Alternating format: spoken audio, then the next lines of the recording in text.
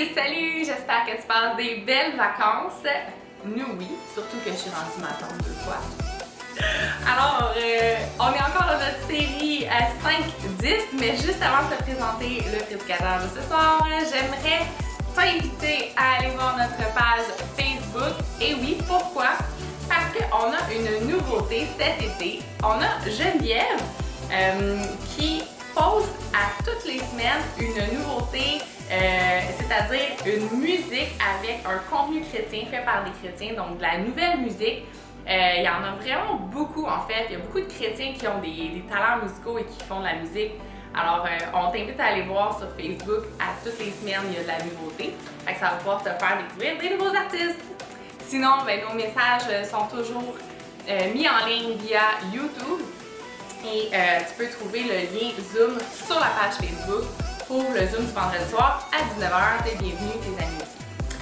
Ce soir, Simon va continuer la série sur la Genèse des chapitres 31 à 35.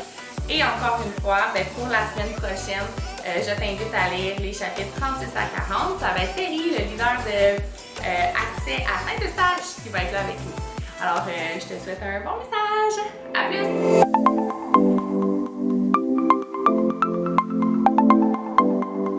Bonne semaine Accès et tous les autres qui se joignent à nous en ligne. Cette semaine, nous sommes dans le livre de la Genèse. Nous sommes rendus les chapitres 31 au chapitre 35. Et je voudrais commencer à te poser une question. Est-ce qu'il t'arrive dans ta vie de vivre des conflits? Et même, je dirais, des conflits avec des personnes qui sont intimes, qui sont proches de toi. Des conflits dans ta maison, des conflits avec des amis. Eh bien, le titre de notre message aujourd'hui, c'est la puissance de la réconciliation. Tu sais, toute l'histoire de la Bible, c'est quoi? C'est l'histoire de l'humanité une fois créée qui décide de divorcer, de se déchirer, se séparer d'avec son Créateur et son Dieu, celui qui pourvoit la vie et au bonheur. Et tout le récit biblique, c'est l'histoire de Dieu qui court à notre poursuite pour travailler pour une réconciliation. Et cette réconciliation, elle est apparue en Christ. C'est Jésus qui, par son sacrifice à la croix, nous réconcilie avec notre Dieu créateur.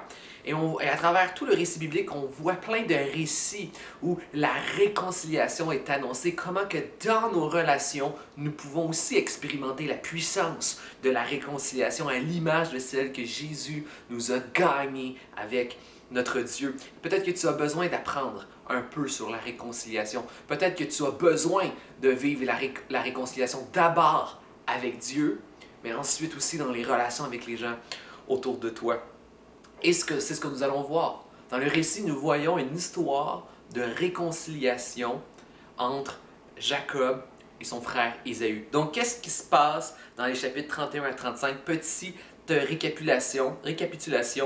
Déjà, on voit qu'au chapitre 31, on parle de Jacob qui va fuir de son oncle Laban avec ses femmes, avec ses troupeaux et tout ça. Donc, lui, il va fuir et tout ça.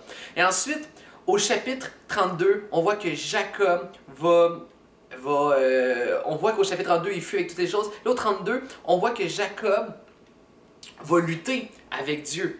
Ensuite, au chapitre 32, il va rencontrer son frère, l'autre bord de l'eau. Donc, il va camper, lutter avec Dieu, traverser, rencontrer son frère, se réconcilier avec son frère. Ensuite, au chapitre 34, on nous parle de Lévi, Siméon, qui ont fait des erreurs. Et ensuite, au chapitre 35, on parle de la naissance de Benjamin, et de la mort de Rachel. Et là, ensuite, ça, c'est une transition, en fait, qui nous amène vers un autre récit, qui est le récit de la vie de Joseph. Tu as peut-être déjà entendu parler de Joseph et les rêves, c'est ce que nous allons parler dans les prochaines semaines.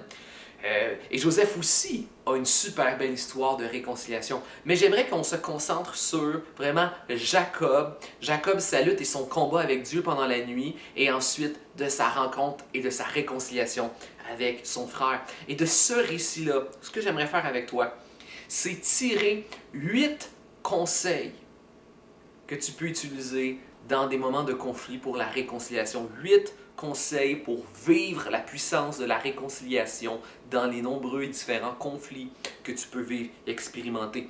On va y aller comme ça. Premier conseil pour toi aujourd'hui, c'est réalise, tu sais, dans les relations et tout ça, réalise la conséquence du péché.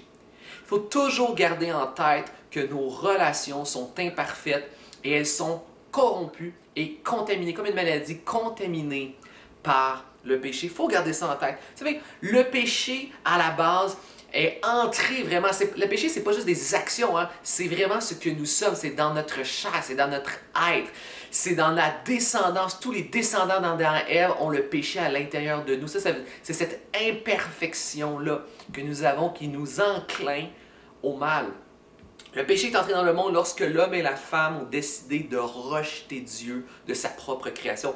En brisant la relation avec Dieu, le péché a amené un déséquilibre, un désordre, une sorte de chaos et de souffrance dans l'ensemble de la création. Et c'est là que la mort est apparue et est entrée dans la création de Dieu qui était parfaite et sans mort. Et le péché a brisé notre relation avec Dieu. Le péché a brisé notre relation avec nous-mêmes. Parce que nous avions été créés pour être à l'image de Dieu et on passe notre vie à se chercher. Nous sommes brisés à l'intérieur. Tous les êtres humains ont un cœur tortueux, brisé, qui tourne en haut, qui se cherche. Donc, briser notre relation avec Dieu, briser notre relation avec nous-mêmes. Mais on a brisé notre relation aussi avec les gens, briser aussi notre relation avec la création. On voit que la création devient difficile. L'homme et la femme ont de la misère à récolter de la nourriture. Ils sont obligés de travailler fort. La sueur dans leur front, ils s'épuisent, ils vieillissent. Ils se brisent le dos à travailler le sol. On voit qu'il y a des tempêtes, des tremblements de terre. Il y a des animaux sauvages. Il y a des scorpions avec du venin. Donc vraiment, la création qui devait être au service de l'humanité, elle est maintenant devenue prédatrice de l'humanité. Donc on a brisé notre relation avec Dieu, brisé notre relation avec nous-mêmes, brisé la relation avec la création et brisé nos relations avec les gens. Ça peut nous aider à comprendre que dans toutes nos relations, même la meilleure relation que tu vas vivre avec un autre être humain sur Terre, il va y avoir, jusqu'à ce que Jésus revienne établir un royaume parfait et nous renouveler, enlever le péché de ce monde. Jésus est venu pardonner le péché, il est venu pardonner notre péché, mais un jour Jésus va éradiquer totalement. Lorsqu'il revient établir son royaume, il n'y aura plus de péché. Mais jusqu'à ce que Jésus revienne, jusqu'à ce que nous soyons dans l'éternité, toutes nos relations seront toujours imparfaites. Ta meilleure relation aura toujours une trace d'imperfection. Il faut savoir ça, il faut garder ça en tête. Nous ne devons pas avoir une mauvaise attente. Des fois, ce sont nos attentes qui sont trop élevées. Tu ne peux pas t'attendre d'avoir des parents parfaits. Tu ne peux pas t'attendre d'avoir des professeurs parfaits. Tu ne peux pas exiger la perfection des amis autour de toi. Tu ne peux pas exiger la perfection de tes frères et sœurs. Il y aura toujours du péché. Et nous devons réaliser que nous sommes les premiers nous-mêmes à être imparfaits et pécheurs. Tu n'auras jamais un caractère ou un comportement parfait avec tes parents et les gens autour de toi, tes amis, frères, sœurs et professeurs. Ou les gens que tu vas rencontrer sur ta vie, peut-être un futur employeur. Les gens sont imparfaits et nous sommes imparfaits. Donc nous devons comprendre que même les meilleures relations sont contaminées par le péché. Donc maintenant qu'on comprend ça, nous réalisons que dans ce monde, il y a un ennemi qui s'oppose à l'œuvre de vie et de réconciliation de Dieu. Nous avons un ennemi qui se nomme Satan, qui est prêt à tout pour briser, prêt à tout pour voler, détruire et nous séparer de Dieu. D'ailleurs, c'est Satan qui a encouragé dans le jardin l'être, l'homme et la femme au début de la Genèse, à rejeter Dieu de ce monde. C'est Satan qui encourage à ça. Donc maintenant que tu sais que Satan veut détruire et que Satan utilise cette tentation-là d'imperfection, de péché pour détruire les relations, et sachant qu'au contraire, Dieu poursuit l'être humain parce que Dieu veut guérir, donner la vie et réconcilier, et qu'il a démontré la réconciliation en nous envoyant son Fils Jésus-Christ mourir à la croix à notre place pour nous réconcilier pour l'éternité avec Dieu. Maintenant que tu sais ça, il y a Satan qui veut détruire et il y a Jésus qui est séparé et Jésus qui veut sauver et donner la vie et réconcilier. Qui vas-tu laisser gagner dans tes relations?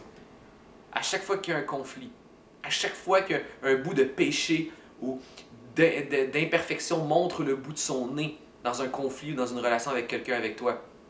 Et là, il y a un sentiment d'amertume, de colère, de frustration qui monte à l'intérieur de toi. Le désir d'être méchant, d'être bête, de te séparer. qui vas-tu laisser gagner? Est-ce que tu vas laisser Satan nourrir la méchanceté, nourrir la colère, nourrir la frustration, nourrir la séparation et la mort de la relation? Ou vas-tu chercher à puiser en Jésus-Christ la vie, l'amour, la grâce et la réconciliation? Nous devons réaliser à qui donnes-tu pouvoir et autorité sur ton cœur et sur tes pensées. Satan qui détruit, Jésus qui réconcilie. Donc, réalisons les conséquences du péché sur nos relations avec les gens autour de nous. Mais deuxième conseil, réalise que Dieu n'est pas toujours dans ton camp. Souvent, on pense que Dieu est pour nous, puis que c'est nous qui avons toujours raison, mais des fois, Dieu est dans le camp de l'autre personne. Tu sais, dans le récit de Jacob, on nous parle très bien du camp de son frère à l'autre bord de l'eau, et de lui, de son camp, lui. Il y a deux camps là, qui s'opposent. Dieu n'est pas nécessairement dans ton camp. Tu sais, des fois, dans la vie, il faut réaliser qu'on n'a pas toujours raison. Il faut deux personnes pour avoir un conflit. Mais nous devons réaliser que Dieu est un juste juge. Dans un conflit, peut-être que tu as raison à 80%. Mais il y a toujours quelque chose où on peut s'améliorer, changer notre point de vue, perspective. Peut-être qu'on a été trop sensible, on a mal interprété. Mais il faut toujours, comme je dis, deux personnes pour faire un conflit. Peut-être que tu as raison à 80%. Mais peut-être qu'avec honnêteté, plus souvent qu'autre chose, on a raison à 50%. 50% chacun. Des fois, peut-être que tu as raison à 30%. Peut-être que tu as raison à 20%. Peut-être que tu es vraiment dans le tort. Et il faut arrêter de penser que Dieu est toujours de notre côté et réaliser que Dieu est juste et seul Dieu est juge. Quand on vit une situation de conflit, on doit apprendre à la remettre entre ses mains parce que lui, il est juste et désirer voir le conflit avec sa paire de lunettes à lui et non notre paire de lunettes à nous qui est émotive, subjective, qui se sent blessée et brimée. Essayons de remettre dans la prière nos conflits entre les mains de Dieu et devoir désirer, demander, voir le conflit avec ses yeux à lui. Et après, avec son aide et son amour, on devrait vouloir imiter son amour, imiter sa grâce, la grâce qu'il nous a démontrée en Jésus-Christ.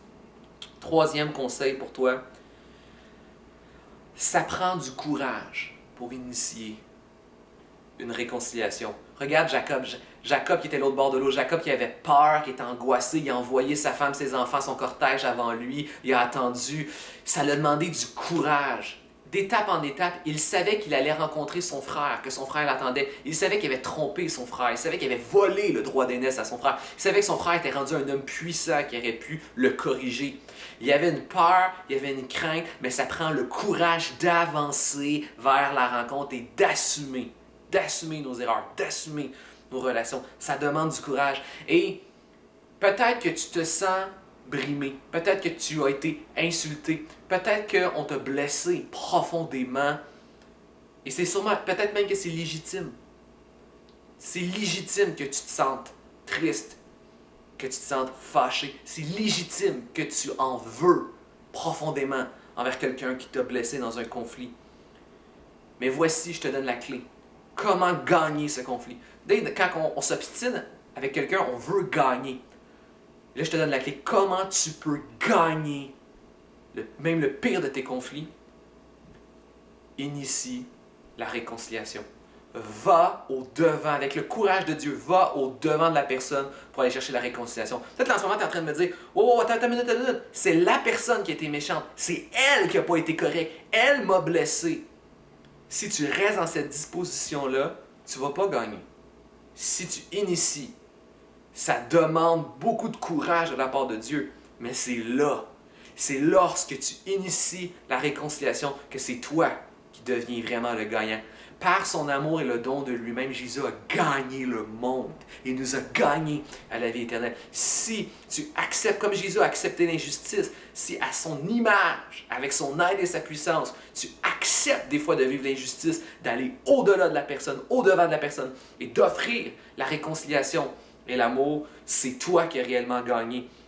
C'est un peu comme si tu t'empêches de toute façon d'aller à la réconciliation, tu ne gagneras pas et tu vas rester bloqué sur le chemin. C'est un peu comme une course à relais. Tu sais, une course à relais qui a des obstacles, et c'est comme si tu faisais la course, et là, tu es bloqué sur un obstacle, et tu refuses Tu peux pas avancer, tu veux pas avancer. Et là, ce que Dieu dit, en fait, c'est penche-toi. Si tu t'acceptes de te plier, tu vas passer en dessous de l'obstacle et tu vas pouvoir continuer à avancer. Et c'est comme si tu refuses de te pencher. Tu refuses de plier devant ce que Dieu dit.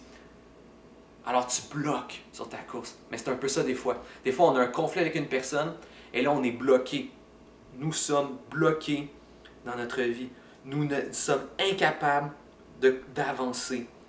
Et pourtant, ce que Dieu est en train de dire, c'est accepte de te plier, accepte d'aller au-delà de la personne et de réconciliation. Et de plier pour la réconciliation, c'est ce qui va faire que toi, tu vas avancer. Et au final, t'es gagnant.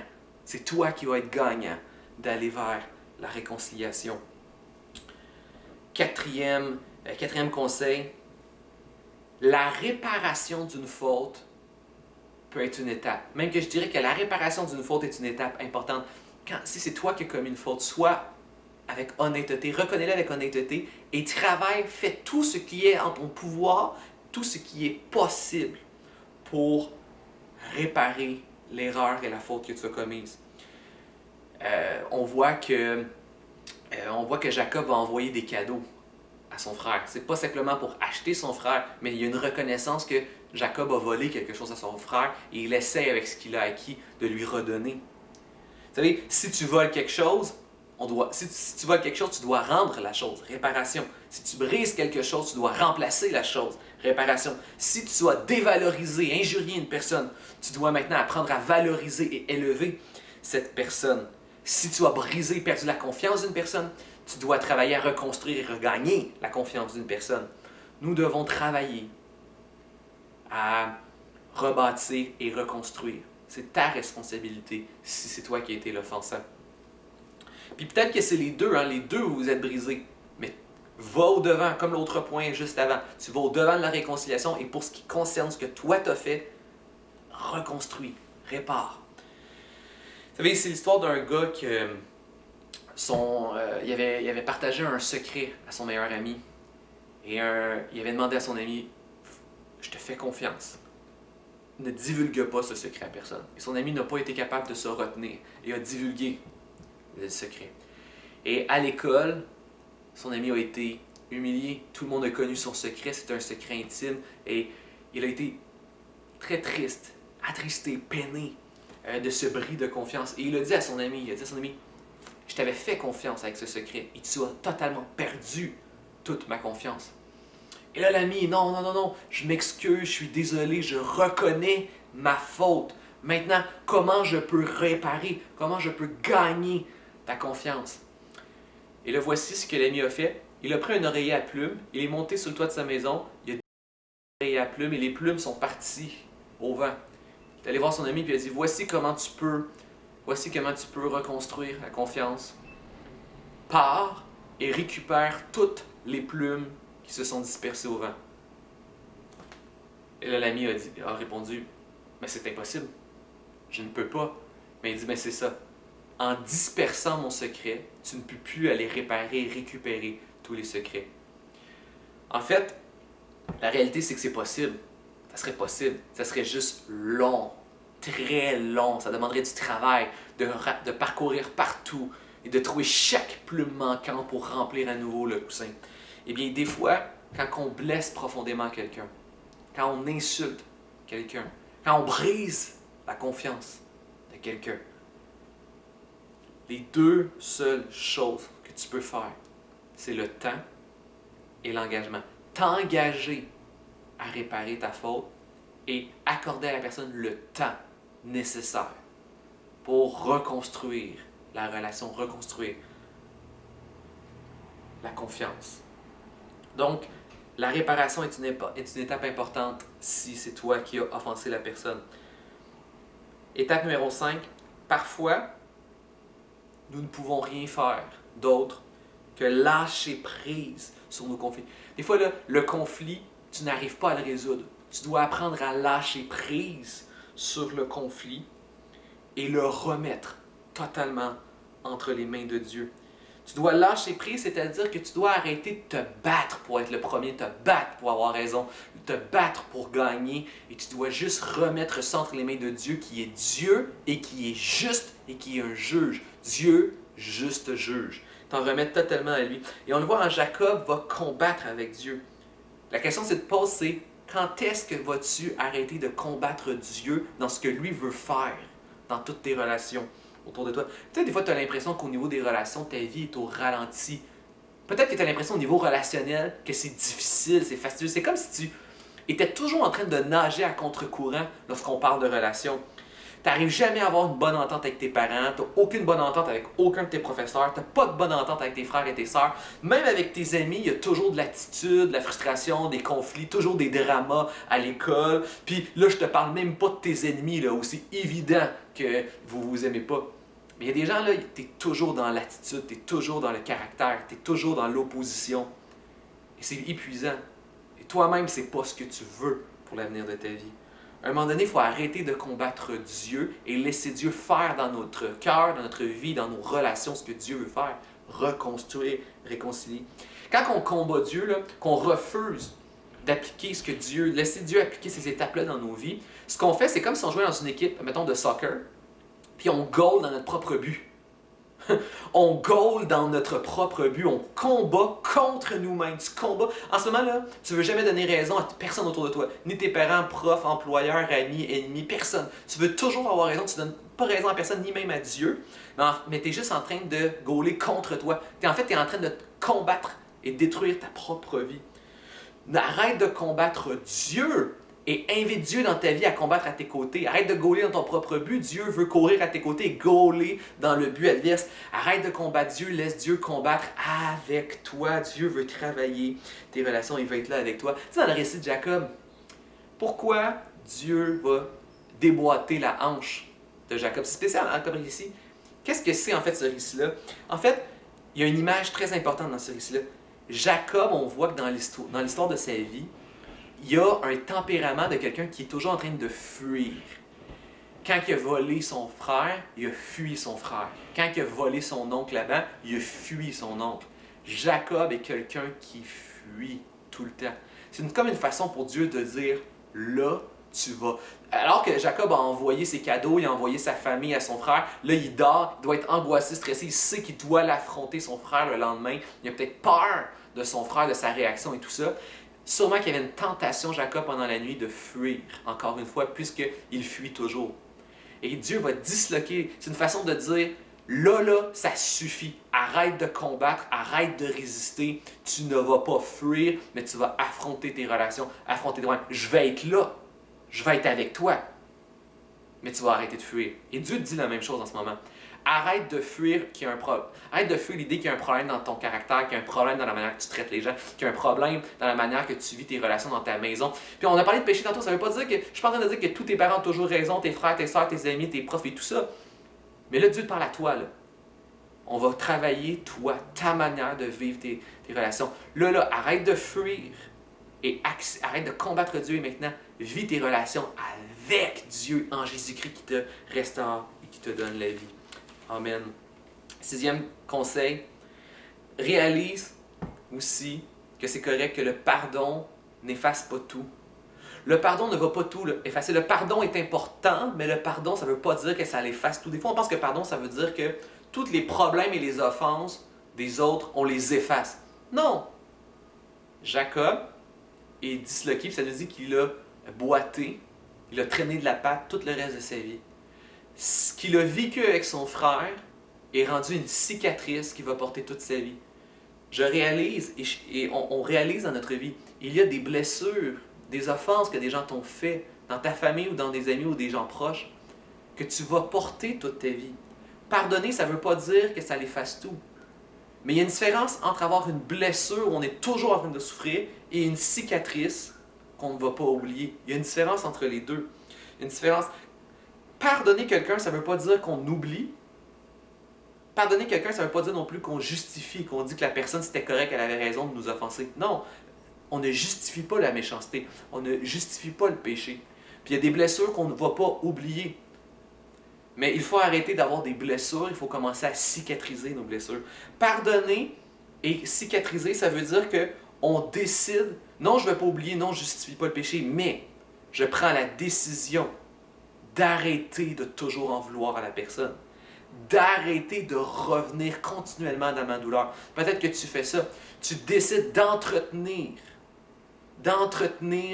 de l'amertume envers une personne. Tu décides volontairement d'en vouloir à une personne et que tu es toujours en train de répéter et ressasser ta souffrance. Il faut maintenant que tu cicatrises. Pardonner, c'est arrêter. Prendre la décision d'arrêter d'en vouloir, c'est prendre la décision d'arrêter de revivre la blessure. Et tu sais, on dit souvent, l'amertume, là, c'est comme prendre un poison dans l'espoir que l'autre personne meure. L'amertume, c'est juste toi qui la vis. Décider de ressasser toujours une souffrance que quelqu'un t'a faite dans le passé et de décider de lui en vouloir continuellement, c'est juste à toi que tu es continuellement en train de nuire. On dit aussi que l'amertume, c'est un peu comme être dans une propre prison. Sortir de l'amertume va te libérer, toi, de ta prison et va te faire du bien. Puis, on l'a dit, hein, pardonner n'efface pas tout. Jacob et Ésaü ne vont pas redevenir des frères jumeaux proches l'un de l'autre. Regarde, quand ils vont finir par se rencontrer, Jacob et Ésaü, Ésaü va proposer à Jacob de venir vivre proche de lui. Et à plusieurs reprises, Jacob va poliment refuser. Qu'est-ce que Jacob est en train de faire? Jacob et son frère se pardonnent, mais Jacob refuse poliment de vivre à côté de son frère. Il est diplomate, il est délicat, il le fait avec amour et il le fait avec tendresse, mais il ne va pas vivre à côté de son frère avec sa famille, ses troupeaux et tout ça. C'est-à-dire que des fois, certaines offenses et blessures sont tellement grandes qu'il faut réaliser que la relation ne va pas redevenir comme elle était avant. Mais on ne reste pas ennemis. C'est ça qui est beau dans le récit. C'est que malgré la souffrance qu'il y a eu entre Jacob et Ésaü, l'offense énorme qu'il y a eu entre les deux, on voit qu'il y a une réelle réconciliation entre les deux. Ils ont décidé qu'ils ne seraient plus ennemis et qu'il n'y aurait plus d'amertume entre les deux. Mais ils ne vont pas redevenir des frères proches l'un de l'autre comme ils étaient auparavant. Le pardon n'efface pas tout, mais c'est important de pardonner, d'arrêter d'en vouloir, d'arrêter de vivre l'amertume et d'arrêter de revenir à nos douleurs passées. Et je sais que ça peut être difficile. Des fois, c'est quelque chose que l'on sait dans la tête, mais c'est difficile de réellement ici pardonner et relâcher. Je vais te proposer quelque chose, moi, personnellement, quelque chose qui m'a beaucoup aidé. Il m'est arrivé à quelques moments dans ma vie d'avoir des conflits avec des personnes et j'avais beaucoup d'amertume. J'en voulais à ces personnes-là et je revenais régulièrement vers les souffrances qu'ils m'avaient posées. Et ce qui m'a aidé, c'est un conseil de la Bible. Jésus lui-même nous dit d'aimer nos ennemis, priez pour ceux qui vous font du mal. Comment est-ce qu'on aime nos ennemis? Parce que c'est difficile d'aimer. C'est en faisant des actions, et cette action-là, c'est de prier pour ceux qui nous font du mal. S'il y a des gens qui t'ont blessé, il y a des gens qui t'ont fait du mal, la Bible te conseille de prier pour eux. Et je me suis rendu compte que quand je vais vers Dieu et que je demande à Dieu d'aimer des gens qui m'ont fait du mal dans le passé, de bénir des gens qui m'ont fait du mal, que je demande à Dieu de rencontrer ces personnes-là, de se révéler à eux, d'entendre les besoins et les requêtes de leur cœur, de répondre à leurs prières, à force régulièrement de prier pour des gens qui m'ont blessé, ça m'amène à avoir de l'affection pour eux. Ça développe des sentiments spirituels que je n'avais pas avant. Fait que petit conseil, il y a quelqu'un dans ta vie que tu as vraiment de la misère à apprécier, qui t'a blessé, qui t'a fait du mal. Commence une fois tous les jours à prier des bonnes choses pour cette personne-là. Ça va t'aider. Ça va t'aider à pardonner, ça va t'aider à relâcher l'amertume et à arrêter de revenir à ta souffrance. 7e et avant-dernier conseil, il faut apprendre aussi que le pardon est important pour sauver la famille et sauver des relations. Apprendre à pardonner. Ce que je suis en train de t'enseigner ici, ça peut sembler tellement simple, mais c'est une puissance des fois pour sauver des familles qui sont sur le bord d'exploser, de se séparer. Peut-être certaines relations importantes dans ta vie, des amis très proches que tu pourrais perdre, mais qu'apprendre la réconciliation pourrait sauver. Jacob a sauvé sa famille. Imagine si Ésaü s'était vengé. Il a sauvé sa famille proche, mais il a sauvé aussi sa relation familiale avec Ésaü. Jacob a sauvé l'ensemble de sa famille. Famille proche, famille éloignée. Toi, tu peux apprendre la réconciliation, peut sauver ta relation avec tes parents, avec tes frères et sœurs, relation professionnelle, relation avec amis, famille proche, famille élargie. Apprendre la puissance de la réconciliation peut être la goutte qui va faire la différence, littéralement dans la balance de tes relations dans ta vie. C'est important. Et un jour, tu vas vieillir. Un jour, tu vas être en relation avec une autre personne. Un jour, tu vas te marier. Si tu n'apprends pas dans ta maison, aujourd'hui, à vivre la puissance de la réconciliation, tu risques d'avoir beaucoup de difficultés dans ta maison, dans ton mariage, dans ta famille, plus tard. Si tu veux une bonne relation avec tes enfants, plus tard, tu dois apprendre aujourd'hui comment avoir une bonne relation avec tes parents, parce que tu vas le revoir. Comme une symétrie, comme un miroir, tu vas revoir les mêmes problématiques. Les problématiques que tu as avec tes parents, tu vas les apporter dans ton couple et tu vas les apporter dans ta future famille. Apprends aujourd'hui la puissance de ta réconciliation avec ta famille et tu vas récolter quand tu auras ta propre famille. Apprends la puissance de la réconciliation aujourd'hui à l'école, avec tes professeurs et tes camarades d'école, et tu vas récolter dans tes amitiés, dans tes relations sur le long terme et lorsque tu vas avoir un travail, un emploi. C'est important. 8e conseil, apprends à puiser la puissance du pardon dans la grâce que Jésus nous a offert et démontrée à la croix.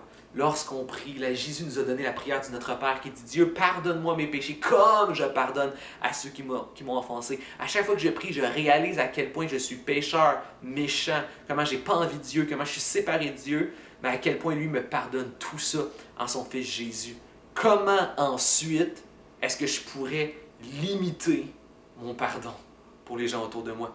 Il m'a donné un accès infini de grâce et de pardon envers Jésus-Christ. Qui suis-je pour retenir mon pardon aux gens autour de moi? C'est un peu comme si j'étais dans un buffet où il y avait infinie nourriture. Vous connaissez le buffet des continents, le meilleur, le plus beau et le plus grand des buffets. Et je vais dans ce buffet-là manger à volonté. Et là, il y aurait un itinérant qui est mort de faim qui vient à côté de moi puis il me demande juste que je lui donne une crevette popcorn, tu sais, les crevettes panées. Là. Il m'en demande juste une. Mon assiette, elle est remplie, puis je peux retourner n'importe quand en chercher à volonté. Lui, il m'en demande une, puis je lui dirais non. Qu'est-ce que vous diriez de moi?